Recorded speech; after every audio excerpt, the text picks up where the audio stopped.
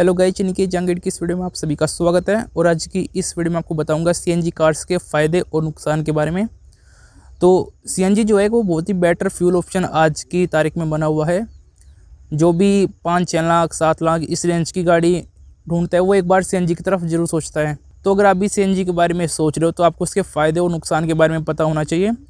तो ये जो आपके सामने अभी वैगनार गाड़ी है, ये 2017 मॉडल है, LXI CNG कंपनी फिटेड, और हम इसको 5 साल यूज कर चुके हैं। तो इसलिए आज की इस वीडियो में आपको बताऊंगा कि क्या सीएनजी लेना वर्थ इट है या फिर नहीं। जो आप 40-50 हज़ार रुपये ऊपर देते हो सीएनजी वेरिएंट के लिए, वो वर्थ इट है या नहीं, या फिर फ़ायदे कम नुकसान ज़्यादा है। तो चलिए शुरू करते हैं फ़ायदे से पहले, क्योंकि पहले फ़ायदे देखेंगे तभी तो उसके नुकसान के बारे में सोचेंगे। अगर फ़ायदे नहीं होगा तो फिर नुकसान का क्या देखना, फिर तो लेंगे ही नहीं। तो चलिए शुरू करते हैं पहले फ़ायदे से। तो सबसे पहला फ़ायदा जो सबको पता है बिल्कुल भाई, माइलेज अच्छा देती है और जो सीएनजी का रेट है वो भी पेट्रोल और डीजल के मुकाबले कम है। ज़्यादा से ज़्यादा आपको जो सीएनजी है वो 70 रुपये पर केजी के हिसाब में मिलेगी इस टाइम पे। अभी अगर आप दिल्ली से लेते हो तो 58 के करीब पड़ती है पर केजी, और अगर आप यूपी में बागपत से गैस डलवाते हो तो वहाँ पे आपको 70 रुपये के करीब पड़ेगी। तो ये बहुत बड़ा डिफरेंस है सीएनजी रेट में। 12 रुपये का फ़र्क है, तो उससे काफ़ी फ़र्क पड़ता है जो ओवरऑल कॉस्ट आती है फ्यूल की उसमें। अगर आप इसका सीएनजी का टैंक फुल करवाते हो उसमें 8 केजी के करीब गैस आ जाती है। और अगर मैं मैक्सिमम भी लेके चलूँ 70 के हिसाब से तो 560 रुपये की गैस टोटल आई, और हमारी गाड़ी उसमें 200 किलोमीटर आराम से चलेगी, 200 प्लस ही चलेगी, 210 220 वो चलाने के ऊपर है, लेकिन 200 किलोमीटर से ऊपर ही जाती है। तो अगर आप इस हिसाब से सोचो तो मैक्सिमम आपको 2.5 रुपये के करीब पड़ता है पर किलोमीटर। और वहीं अगर आप इसी गाड़ी की पेट्रोल पे बात करो, यानी कि सिर्फ पेट्रोल पे, तो वहाँ पे आपको पड़ेगा तकरीबन 6 रुपये पर किलोमीटर, क्योंकि ये ज़्यादा से ज़्यादा 20 का माइलेज देती है, जो कि इसने हमको कभी नहीं दिया। ये हमको ज़्यादा से ज़्यादा 15 16 17 इस रेंज में देती है, इससे ज़्यादा नहीं देती।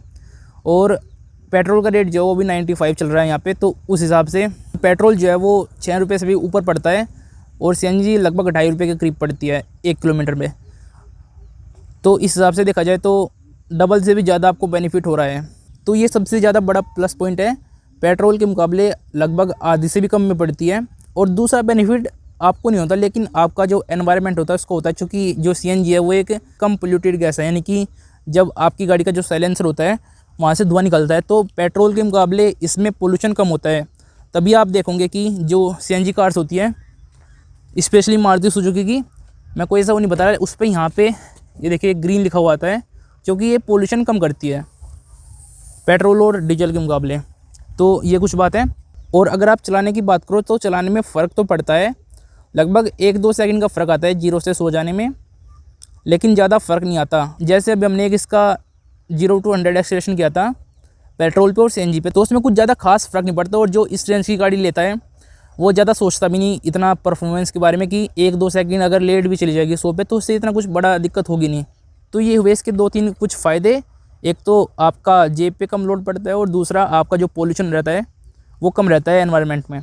तो नुकसान की बात करते हैं। सबसे पहले ये देखिए जो कि आपको दिख रहा होगा, सबसे बड़ा नुकसान इसका जो है वो है आपकी बूट स्पेस बिल्कुल ख़त्म हो जाती है। देखिए जैसे वैगनार है और इसमें यहाँ पे एक इतना बड़ा सिलेंडर सा लगा हुआ है, बूट स्पेस की बिल्कुल ख़त्म हो चुकी है। देखिए एक बैग रखने की भी जगह नहीं है, इस पर बैग रखने पड़ते हैं, 1-2 जो बैग होते हैं इस पर पार्सल ट्रे पे, और उस वजह से देखिए थोड़ा मोड़ भी गई है पार्सल ट्रे।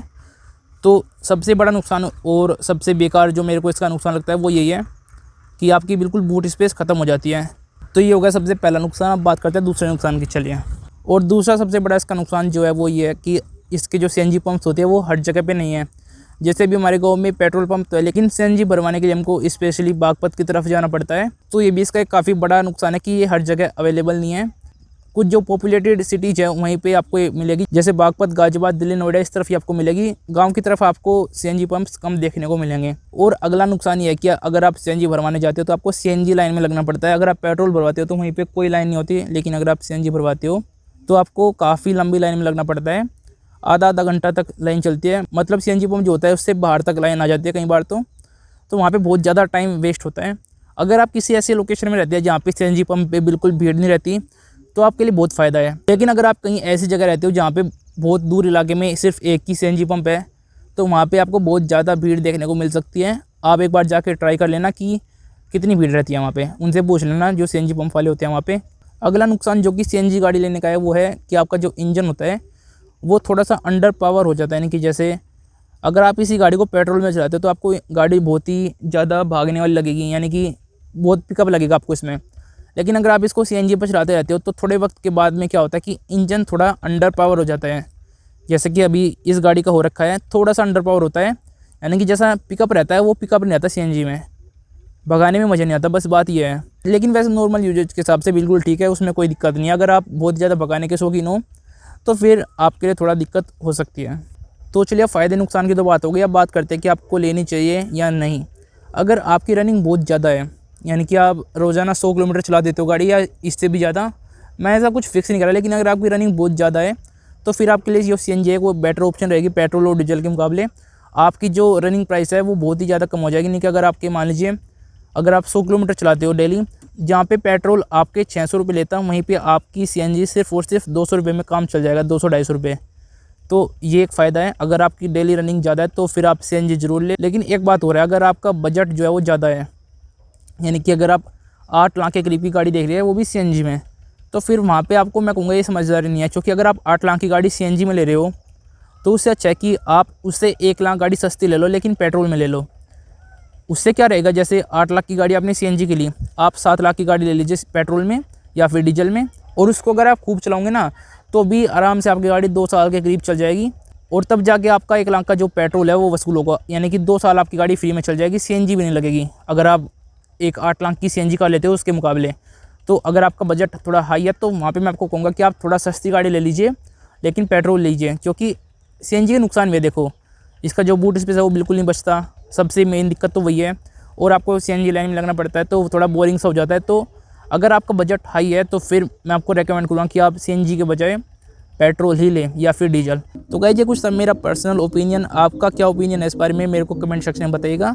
और अगर आपको वीडियो पसंद आई तो वीडियो को एक लाइक जरूर कीजिएगा, और साथ ही चैनल को सब्सक्राइब कर लीजिए और बेल नोटिफिकेशन ऑन कर लीजिएगा ताकि आने वाली वीडियोज़ का नोटिफिकेशन आपको मिल सके। तो गाइस चलिए मिलते हैं आपसे अगली वीडियो में। Thank you so much watching, bye.